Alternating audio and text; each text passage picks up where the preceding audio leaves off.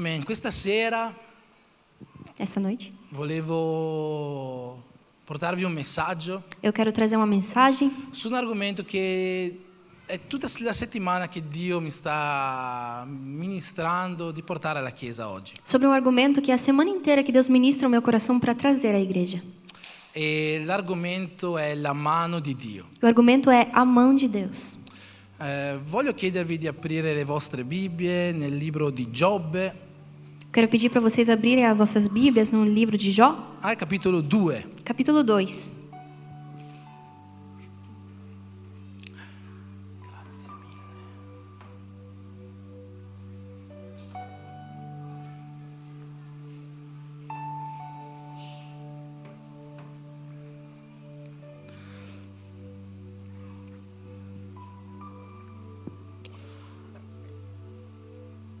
Amen. Questo argomento, no, la mano di Dio, Esse argumento, a mão de Deus, è un po' magari anche controverso, no? é um pouco controverso, talvez. Perché mi è già capitato Porque já aconteceu comigo che io pregavo per qualcuno, per la Chiesa in generale, que eu orasse por alguém, pela igreja em geral, e all'interno della preghiera pregavo che la mano di Dio fosse sopra la Chiesa, no? e dentro da oração eu orava para que a mão de Deus fosse sobre a igreja. E sono già stato questionato su questo, E eu já fui questionado sobre isso.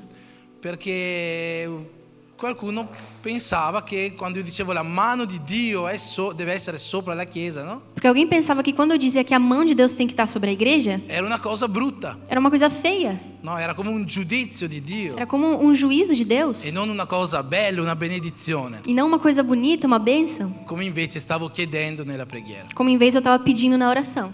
Per questo voglio partire da questo versetto che troviamo in Giobbe, Por isso eu quero começar com esse versículo que a gente encontra em Jó, dove capiamo un po' che cos'è la mano di Dio, onde a gente entende um pouco o que é a mão de Deus, come agisce la mano di Dio. como age a mão de Deus. Forse non tutti conoscono la storia di Giobbe, Talvez não todos conheçam a história de Jó, come dice sempre mia moglie. como minha mulher sempre diz. Per conoscere la storia di Giobbe basta che leggi il primo, il secondo e l'ultimo capitolo del libro. Para conhecer a história de Jó, você tem que ler o primeiro, o segundo e o último capítulo do Tutta livro. la storia in questi 3 capitoli. Toda a história está nesses 3 capítulos. E effettivamente la storia di Giobbe E realmente a história de Jó comincia nel capitolo 1, começa no capítulo 1, in cui ci viene presentato questo uomo, no? em que vem apresentado esse homem. Pensate, il libro di Giobbe è probabilmente il libro più antico della Bibbia, Provavelmente o livro de Jó é o livro mais antigo da Bíblia. il libro scritto prima di tutti quanti gli altri, O livro escrito primeiramente, prima di Genesi, prima di tutto. antes de Gênesis, antes de tudo. E l'inizio del libro di Giobbe dice che Giobbe E o começo do livro de Jó diz que Jó era un uomo integro, era um homem íntegro, retto, reto, che temeva Dio que temia a Deus e che fuggiva al male. e que fugia do mal.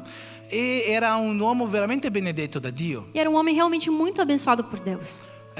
Aveva tanti figli, Ele tinha muitos filhos, aveva tante proprietà, tanti soldi, muitas propriedades, muito dinheiro.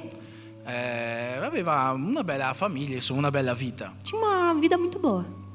Solo che un giorno Só que um dia, Satana Satanás, è andato da Dio ele foi até Deus. e Dio gli dice: ma Satana, da dove vieni? E Deus pergunta: Satanás, por onde você anda? E Satana dice: stavo facendo un giretto sulla terra. Aí Satanás fala: eu vim rodeando a terra. E allora Dio gli risponde: ah, ma allora hai visto Giobbe? E Deus responde: ah, mas você viu Jó? E questo mio figlio, che bravo che è, Esse meu filho, como ele é bom, come si comporta bene, como ele se comporta bem, come mi teme, como ele me teme, come ha un cuore separato per me, santificato a me. como ele tem um coração santificado, separado para mim. E Satana gli dice: sì, conosco Giobbe. E Satanás responde: sim, eu conheço Jó. E io penso che questo inizio di storia, no? E eu penso que esse começo da história Già ci fa capire una cosa molto importante, já faz entender uma coisa muito importante, che non c'entra tanto con la mano di Dio, que não tem muito a ver com a mão de Deus, ma che io credo noi come cristiani dobbiamo sapere. mas que eu creio que nós como os cristãos devemos saber. Tu pensi di essere conosciuto nel mondo spirituale? Você pensa que você é conhecido no mundo espiritual? Giobbe era un uomo che era conosciuto nel mondo spirituale. Jó era um homem conhecido no mundo espiritual. E non dico da Dio, E eu não digo por Deus. è chiaro che Dio conosce tutti noi. É claro que Deus conhece todos nós. La Bibbia dice che Dio ci conosce tutti per nome, A Bíblia diz que Deus nos conhece pelo nome, che sa quanti fili di capelli abbiamo in testa. que sabe os nossos fios de cabelo. Dio è onnisciente, Deus é sa onisciente, tutto, no? sabe de tudo. Onnipotente, onnipresente, onnisciente. Onipotente, onipresente, onisciente. Questi sono quelli che la teologia chiama gli attributi incomunicabili di Dio, Esses são os atributos incomunicáveis de Deus, segundo a teologia, che non ha trasmesso a noi. que não transmitiu a Noi non nós. siamo onnipresenti, onniscienti, eccetera, eccetera. Nós não somos oniscientes, onipresentes, etc. Ma come noi non siamo onnipresenti, onniscienti, Mas como nós não somos oniscientes, onipresentes, neanche gli angeli lo sono. nem os anjos são. Gli angeli non sono onnipotenti, Os anjos não são onipotentes. sono estremamente potenti. Eles são muito potentes. C'è scritto nella Bibbia che un angelo da solo Está escrito na Bíblia que um anjo sozinho, ha sconfitto un esercito di più di 180.000 uomini. ele derrotou um exército de mais de 180 mil homens. Sono molto potenti, ma non sono onnipotenti. São muito poderosos, mas não são Gli onipotentes. angeli non hanno il potere di creare qualcosa. Os anjos não têm o poder de criar algo. Solo Dio ha questo potere, ad Só esempio. Deus tem poder. E chiaramente gli angeli non hanno il potere di Dio. E claramente os anjos não têm o poder de Deus. Gli angeli non sono onnipresenti. Os anjos não são onipresentes. Se vi ricordate, c'è una storia in Daniele Tem uma história em Daniel, se vocês lembram, in cui Daniele ha pregato em que Daniel orou e stava aspettando la risposta di questa preghiera, e estava esperando a resposta dessa oração. solo che l'angelo che doveva portargli questa risposta Só que o anjo que tinha que levar para ele essa resposta stava combattendo con un demone da un'altra parte. estava combatendo com um demônio em outro lugar. Se l'angelo fosse stato onnipresente, Se o anjo fosse onipresente, avrebbe potuto combattere da una parte e portare la risposta dall'altra. poderia ter combatido em um lugar e trazer a resposta no outro. Ma gli angeli non sono onnipresenti. Mas os anjos não são Solo onipresentes. Dio lo è. Só Deus é. E come non sono onnipotenti e onnipresenti, non sono neanche onniscienti. Como não são onipresentes e onipotentes, não são oniscientes. Quindi Satana non sa ogni cosa. Então Satanás não sabe de tudo. Satana è un angelo, almeno era un angelo, Satanás era um anjo ok?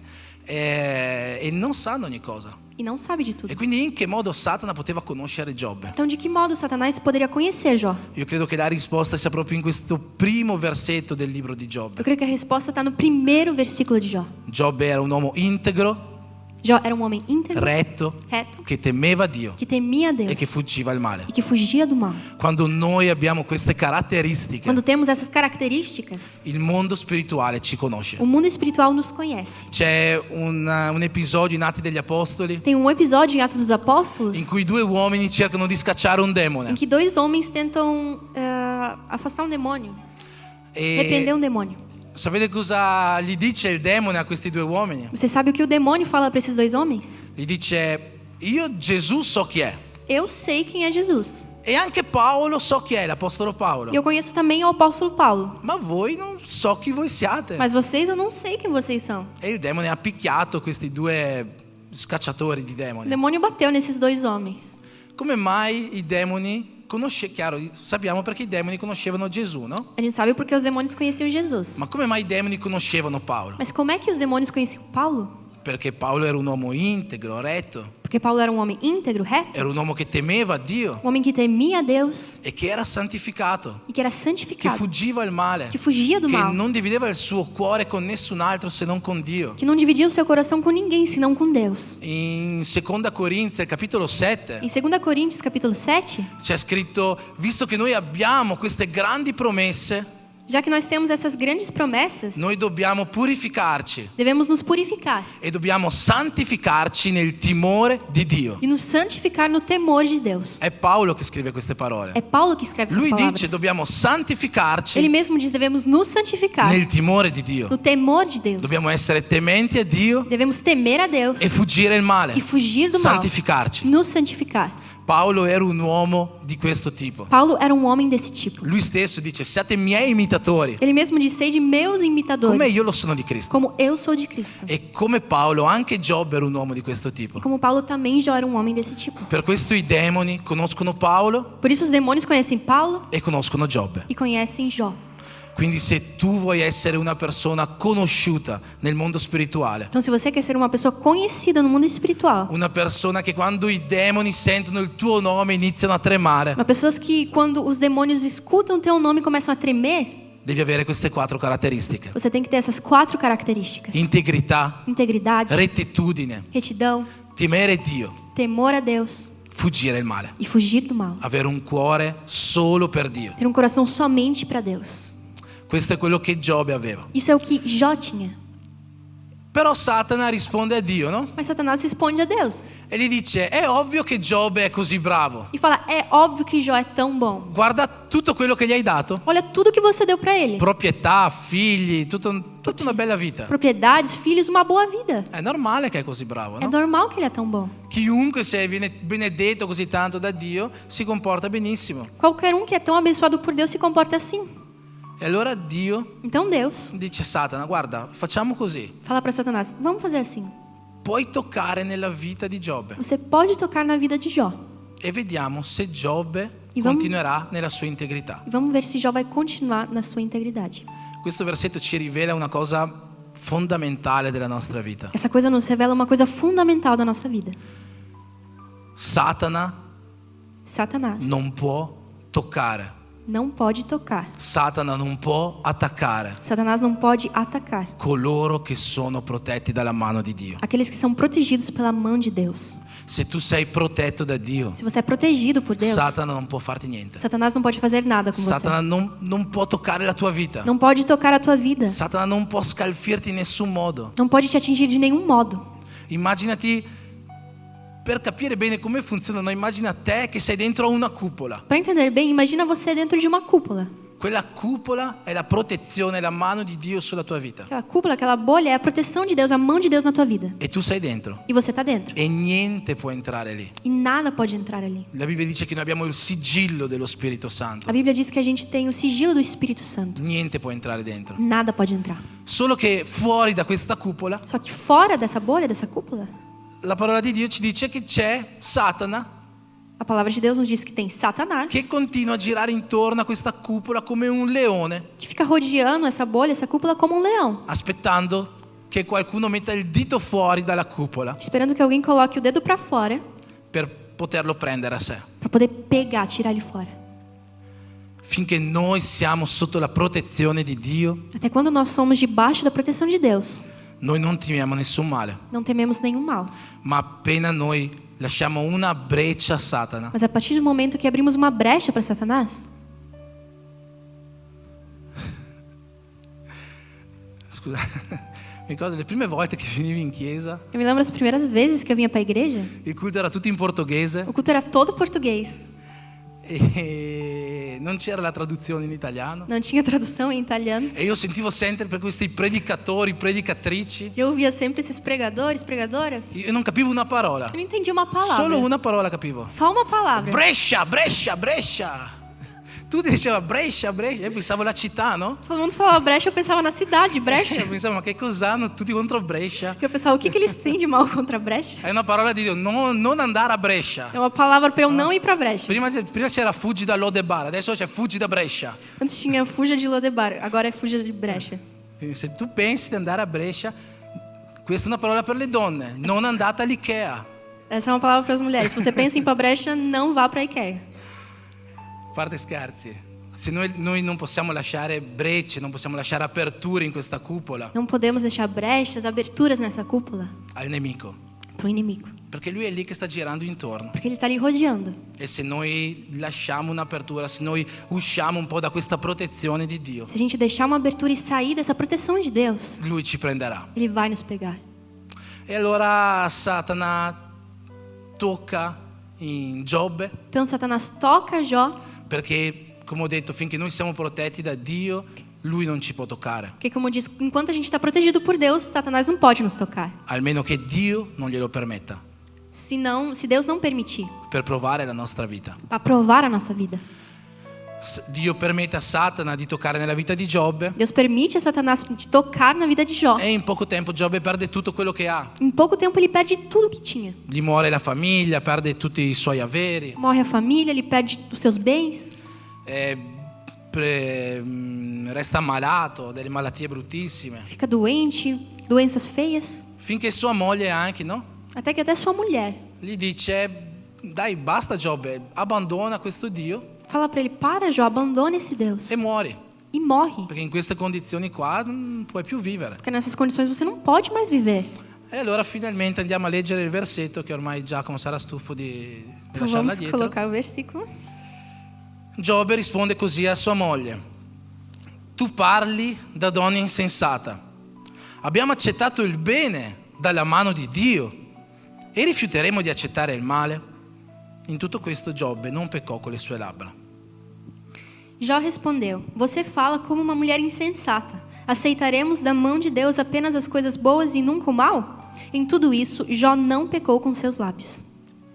Questo versetto ci fa capire Esse versículo nos faz compreender che la mano di Dio que a mão de Deus può significare il bene, pode significar o bem, ma può significare anche il male. mas pode significar também o mal. E veramente la mano di Dio può significare giudizio sulle nostre vite. Realmente a mão de Deus pode significar juízo. C'è una storia nell'Antico Testamento Tem uma história no Antigo Testamento in cui il popolo dei Filistei attacca il popolo di Israele. que os filisteus atacam os israelitas. I Filistei vincono e rubano l'arca dell'alleanza, Os filisteus ganham e roubam a Arca da Aliança, che rappresentava la presenza di Dio. que representava a presença de Deus. Portano l'arca dell'alleanza nella loro città Levam a Arca da Aliança para a cidade deles. e da quando l'arca dell'alleanza è nella loro città, E de quando a Arca da Aliança está na cidade deles, ai Filistei succede di tutto. os filisteus acontece de tudo. Muoiono, si ammalano, Eles insomma, morrem, ficam doentes. Dio veramente fa una catastrofe in mezzo al popolo dei Filistei, Deus realmente faz uma catástrofe no meio do povo dos filisteus. finché i Filistei dicono basta, Até que os filisteus falam: basta, rimandiamo l'arca in Israele, vamos devolver a arca para Israel. perché la mano di Dio si sta facendo troppo pesante su di noi. Porque a mão de Deus está sendo muito pesada sobre nós. La mano di Dio può voler dire giudizio. A mão de Deus pode significar julgamento. Quando Maria sa della sua gravidanza, Quando Maria sabe da sua gravidez, fa un cantico a Dio. ela faz um cântico a Deus. In questo cantico E nesse cântico, Maria dice: egli ha operato potentemente con la sua destra, Maria diz: ele operou poderosamente com a sua destra. ha disperso quelli che erano superbi nei pensieri del loro cuore, Ele despediu os superbos no coração, ha rovesciato i re dai troni tirou os reis dos tronos e ha innalzato gli umili. e elevou os humildes. Levantò. Levantou os humildes. Dio è un Dio che, la mano di Dio è una mano di giudizio su coloro che non si arrendono al potere di Dio. A mão do juízo está sobre aqueles que não se rendem. C'è un problema con la cuffia. La mano di Dio è una mano di giudizio su chi non si arrende a Lui. A mão de Deus é uma mão de juízo sobre aqueles que não se rendem a Ele. Ma è una mano che innalza coloro che si arrendono a Lui, Mas é uma mão que levanta aqueles que não que se rendem a Ele. coloro che sono umili di cuore. Aqueles que são humildes de coração. La mano di Dio può essere una mano di giudizio, A mão de Deus pode ser uma mão de juízo. ma non è solo una mano di giudizio, Mas não é só uma mão de è juízo. una mano di benedizione, Mas é uma mão também de bênçãos. è una mano che innalza gli umili. Uma mão que levanta os humildes. La mano di Dio è una mano che ci libera dai nemici. A mão de Deus é uma mão que nos livra dos inimigos. Quando il sacerdote Esdra stava tornando a Gerusalemme, Quando o sacerdote Esdras estava voltando de lui Jerusalém, dice che la mano di Dio lo ha liberato da ogni nemico. ele disse que a mão de Deus o livrou dos inimigos. Se tu hai bisogno di una liberazione, Se você precisa de uma libertação, c'è potenza nella mano di Dio per darti questa liberazione. há poder na mão de Deus para te dar esse livramento. Quanti qua sono già stati, quanti qua hanno già ricevuto una liberazione? Quantos aqui já receberam livramento? Liberazione da vizi, Livramento de vícios, liberazione da demoni che perseguivano le vostre vite, livramento de demônios que perseguiam as vossas vidas, liberazione da qualche situazione. livramento de alguma situação. Non pensate che a darvi questa liberazione sia stata la preghiera della pastora, Não pensem que esse livramento foi da oração da pastora, dell'intercessione della missionaria. a intercessão da missionária. A darvi questa liberazione è stata la mano di Dio. Esse livramento foi a mão de Deus. C'è potenza nella mano di Dio per liberarci dai nostri nemici. Tem poder na mão de Deus para nos livrar dos nossos C'è inimigos. potenza nella mano di Dio per darci la liberazione di cui abbiamo bisogno. Tem poder na mão de Deus para nos dar o livramento que nós precisamos. La mano di Dio è una mano che fa prodigi. A mão de Deus é uma mão que faz prodígios. Il Salmo 118, il versetto 16 dice così: Salmo 118, versículo 16 diz: la destra del Signore si è alzata. A destra do Senhor se eleva. La destra del Signore fa prodigi. A destra do Senhor faz proezas. Hai bisogno di un miracolo nella tua vita? Você precisa de um milagre na tua vida? Non pensare che il mondo ti può dare questo miracolo. Não pense que o mundo pode te dar esse milagre. Non pensare che quello che c'è là fuori può cambiare la tua situazione. Não pense que aquilo que está lá fora pode mudar a tua situação. La destra del Signore, la mano di Dio fa prodigi. A destra do Senhor, a mão de Deus faz La prodígios. mano proezas. di Dio fa miracoli. A mão de Deus faz milagres. La mano di Dio è una mano che ci sostiene. A mão de Deus é uma mão que nos sustenta. Il Salmo 63, versetto 8 Salmo 63, versículo 8 dice: l'anima mia si lega a te per seguirti, la tua destra mi sostiene. diz: a minha alma apega-se a ti, a tua mão direita me sustém. Quante volte noi ci sentiamo stanchi? Quantas vezes nos sentimos cansados? Quante volte ci sentiamo abbattuti? Nos sentimos abatidos? Quante volte ti senti stanco per una situazione che stai passando in casa? Quantas vezes você se sente cansado por uma situação em casa? Magari una situazione ministeriale che stai passando in chiesa? Talvez uma situação ministerial que você está passando na igreja? Magari una situazione nel tuo lavoro? Talvez uma situação no teu trabalho? La mano di Dio è la mano che ti sostiene. A mão de Deus é a mão que te sustenta. La mano di Dio è quella che ti ridona le forze. A mão de Deus é o que te dá de novo as forças. La mano di Dio è pronta a sorreggerti per tenerti su questo cammino. A mão de Deus está pronta para te levantar, para continuar no caminho. La mano di Dio è una mano che ci sostiene. A mão de Deus é uma mão que nos sustenta. La cosa più bella A coisa mais bela è quello che vediamo scritto in Numeri, al capitolo 11. é o que nós vemos escrito em Números, capítulo 11. In questo episodio della Bibbia Nesse episódio da Bíblia, vediamo il popolo di Israele che è nel deserto, no? vemos o povo de Israel que está no deserto. E da tempo che sta mangiando solo manna. Faz tempo que está comendo só mana. E vuole mangiare un po' di carne. E quer comer um pouco de carne. Ha ragione a mangiare un po' di carne, no Paolo? Ele tem razão em comer um pouco de carne. E allora si lamenta e dice: Dio, dacci un po' di carne, no? Então reclama e diz: Deus, nos dá um pouco de carne. E allora Dio si arrabbia col popolo di Israele E Deus fica bravo com o povo de Israel, perché continua a lamentarsi porque continua reclamando. e dice: io adesso ti darò tanta carne E fala: agora eu vou te dar tanta carne che tu la vomiterai dal naso. que você vai vomitar pelo nariz. E il popolo di Israele Dio promette di mandare a Israele per 30 giorni carne per tutto il popolo. Deus promete mandar ao povo de Israel por 30 dias só carne. Pensate, erano milioni di persone Pense, era milhões de che pessoas per 30 giorni hanno mangiato solo carne. que por 30 dias comeram só carne.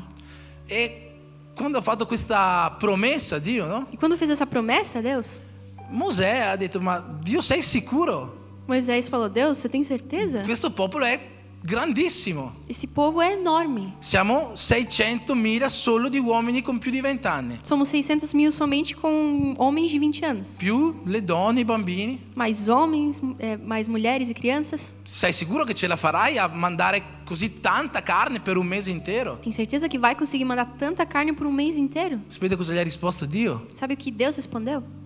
La mia mano si è forse accorciata. A minha mão talvez ficou mais curta?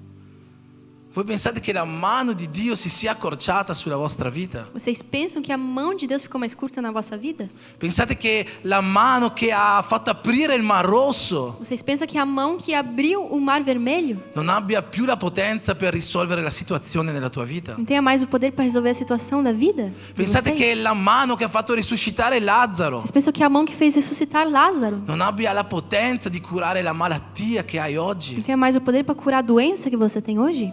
La mano di Dio non si è accorciata. A mão de Deus não ficou mais curta. La Bibbia dice che Dio è lo stesso ieri, A Bíblia diz que Deus é o mesmo ontem, oggi hoje e per sempre. e para sempre. La mano di Dio non si è accorciata. A mão de Deus não ficou curta. Questa mano che fa prodigi, Essa mão que cumpre proezas, questa mano che ti sostiene, essa mão que te sustenta, questa mano non si è accorciata. essa mão não ficou mais curta. Dio è ancora Dio nella tua vita. Deus é ainda Deus na tua Dio è vida. ancora onnipotente per Deus te. é ainda onipotente para Dio è você. ancora onnipresente per te. Deus ainda é onipresente para você. Dio è sempre con te. Deus é sempre com você. Sa per ogni situazione che tu stai passando. Sabe de cada situação que você passa. E nella sua mano c'è potenza per venire incontro alle tue necessità. Na sua mão tem poder para vir em contra as tuas necessidades. Amen. Amém? Amen. La mano di Dio non si è accorciata. A mão de Deus não ficou mais curta. Voglio concludere Quero concluir con un'ultima mano di Dio che noi vediamo nella Bibbia. com uma última mão de Deus que vemos na Bíblia. Perché quando ho cominciato a pregare su questa predica Porque quando eu comecei a orar para essa pregação, e Dio ha cominciato a parlarmi della mano di Dio, e Deus começou a falar da mão de Deus, io stavo proprio pensando, parlerò di giudizio, eu estava pensando, vou falar de julgamento, parlerò di potenza, falar de poder, parlerò di miracoli, falar de milagres. solo che non era questo quello che Dio voleva portare oggi alla Chiesa. Mas não era isso que Deus tinha para trazer hoje à igreja. Non era solo questo. Não era só isso. C'è un'altra mano di Dio Tem uma outra mão de Deus, che è più potente di tutte quelle che abbiamo detto fino adesso. que é mais poderosa de todas a que temos dito até agora. Noi vediamo questa mano nel Salmo 22. Vemos essa mão em Salmos 22. Nel Salmo 22 c'è di quelle che secondo me è una delle profezie più strabilianti di tutta la Bibbia. Em Salmos 22 tem uma das profecias que são extraordinárias, a mais extraordinária da Bíblia. Pensate che i Romani Vocês pensam que em Romanos, hanno inventato la crocifissione, os romanos eles inventaram a crucificação, più o meno nel 100 avanti Cristo. mais ou menos em 100 a.C. Il re Davide O rei Davi, ha vissuto quasi 900 anni prima di questo. ele viveu quase 900 anos antes disso. Solo che nel Salmo 22 Só que no Salmo lui 22, fa una profezia ele faz uma profecia profetizzando la crocifissione di Gesù. La Profetizzando- crocifissione di Gesù. profetizando a crucificação de Jesus.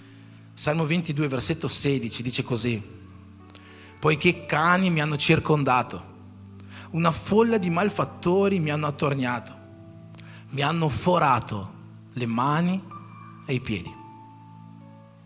Cães me rodearam, um bando de homens maus me cercou, perfuraram as minhas mãos e os meus pés.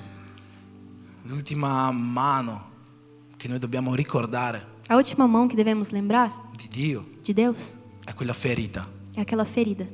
è quella mano che oggi noi celebriamo con la Santa Cena. É aquela mão que nós celebramos hoje com a Santa Ceia. Prova a pensare, è qualcosa che mi fa vibrare la testa. É uma coisa que faz a minha cabeça vibrar. Questa mano che è in grado di compiere prodigi, Essa mão que pode cumprir proezas. questa mano che è in grado di aprire il Mar Rosso, Essa mão que pode abrir o mar vermelho. di far piovere carne su un popolo di milioni di persone per 30 giorni. Chover carne sobre um povo no deserto por 30 dias. Questa mano che è in grado di resuscitare i morti Essa mão que pode ressuscitar os mortos. ha deciso Decidiu di diventare una mano umana de se tornar uma mão humana e di essere ferita, e ficar ferida, di essere bucata, ser forata furada per te. por você. La mano più incredibile che Dio ci mostra A mão mais incrível que Deus nos mostra non è la mano miracolosa, não é a mão milagrosa, è la mano della salvezza. mas é a mão da salvação. Dio ti ha amato così tanto Deus te amou assim tanto da scendere da quel trono che è in cielo, que desceu daquele trono no céu, quel trono su cui Lui è onnipotente, onnipresente, onnisciente, è eterno. aquele trono que ele é onisciente, onipresente, onipotente, é eterno. Venire qua e farsi bucare le mani e i piedi, Decidiu vir aqui e furar os pés e as mãos, salire su una croce e morire per te. subir numa cruz e morrer por você. E la cosa bella è che non ti chiede niente in cambio. E a coisa mais bonita é que ele não pede nada em troca. Anzi, pensa che quando Lui ha fatto questa decisione, Pensa que quando ele tomou essa decisão, tutti noi eravamo peccatori. todos nós éramos pecadores. C'è scritto nella Bibbia Está escrito na Bíblia che qualcuno forse morirebbe per un giusto, que alguém talvez morreria por um justo, ma Dio ha mostrato il suo amore per me, per te, Mas Deus mostrou o seu amor por mim e por você, morendo per noi, morrendo por nós, quando noi eravamo completamente peccatori. quando ainda éramos completamente pecadores. Quando Dio ci guardava e forse pensava, questo qua, anche se muoio per lui, non farà niente per me. Quando Deus olhava para nós e pensava, mesmo se eu morrer por ele, ele não vai fazer nada por mim. Ma nonostante questo, lui ha deciso di morire per te. Mas ainda assim ele decidiu morrer por você. Ha deciso di cambiare quella mano di miracoli Decidiu mudar aquela mão de milagres per una mano ferita, por uma mão ferida, per te. por você. E per me questo è forse il miracolo più grande. Para mim talvez esse seja um milagre maior. Forse non si dovrebbe chiamare la mano della salvezza, forse si dovrebbe chiamare la mano dell'amore, no? Talvez não deveria se chamar a mão da salvação, mas a mão do amor.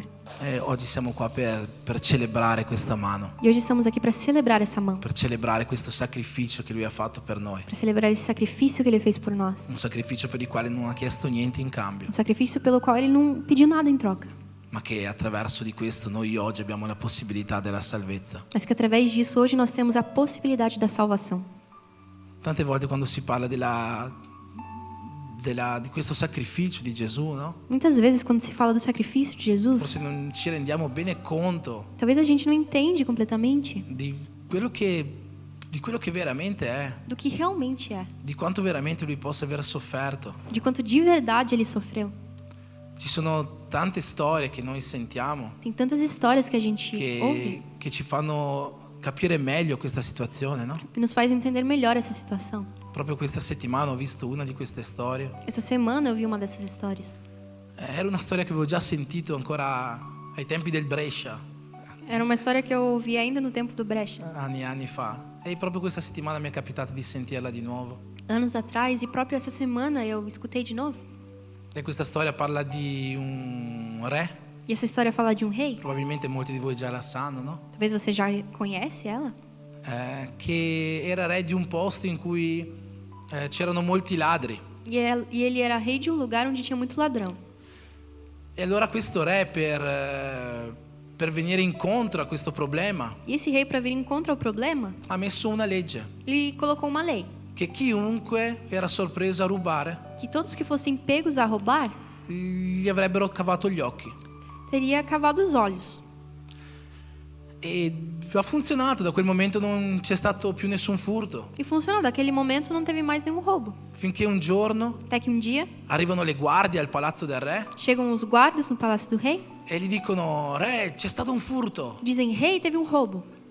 Il re dice: vabbè, sapete chi è stato? E o rei diz: mas vocês sabem quem foi? Sì, lo sappiamo. Sim, sim, a gente sabe. Allora la legge dice di togliergli gli occhi, toglietegli gli occhi. Então a lei diz para tirar os olhos, então tirem os olhos dele. Ma re, c'è un problema, Daí eles dizem: rei, tem um problema. perché la persona che ha fatto il furto Porque a pessoa que roubou è tuo figlio. é teu filho.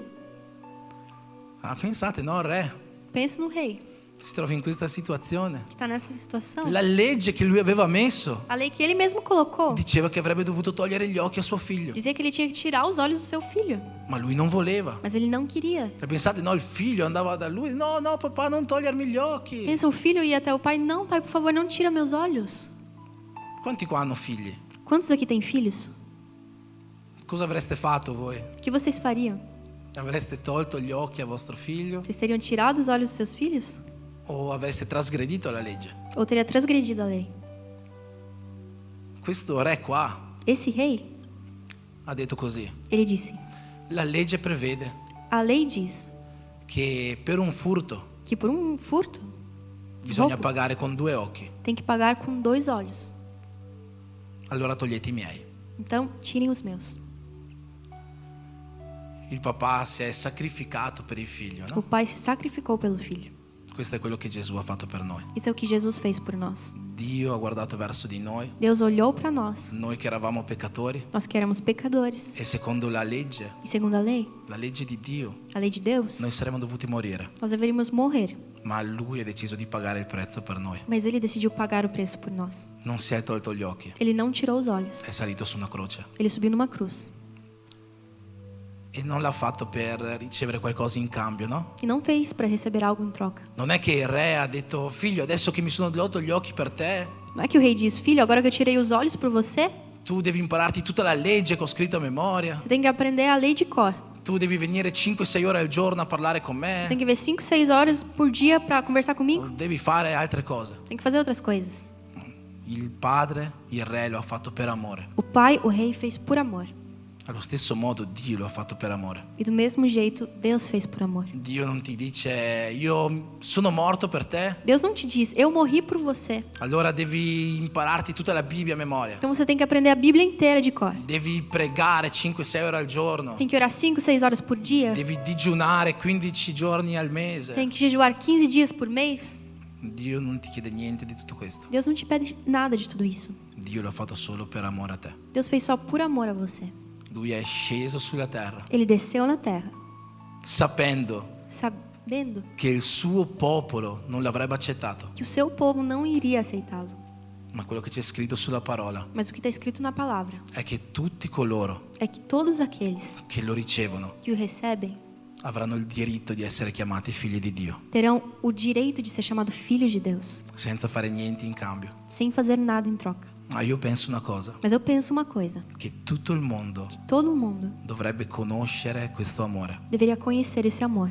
E Dio ha chiesto a noi E Deus pediu para nós di fare conoscere questo suo amore a tutto il mondo. de fazer conhecer esse seu amor para todo mundo. Amen. Amém? Ci alziamo in piedi. Vamos nos levantar?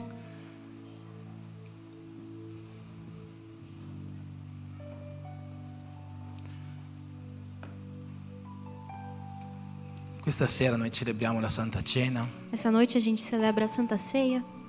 Adesso faremo questo momento e io ti chiedo che questo messaggio che Dio ha parlato al tuo cuore Vamos fazer isso agora, mas eu te peço que essa mensagem que Deus falou ao teu coração possa parlare dentro di te finché prenderai questo succo, questo pane. possa falar dentro de você enquanto você pega esse suco e esse pão.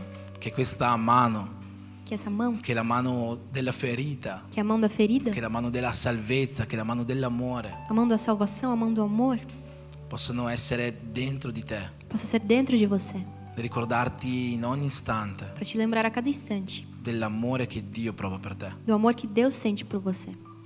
Non ricordarti oggi dei miracoli di Dio, Não lembre hoje dos milagres de Deus. non ricordarti oggi delle guarigioni, Não lembre das curas. ricordati dell'amore che Dio ha per te. Lembre do amor que Deus tem por você.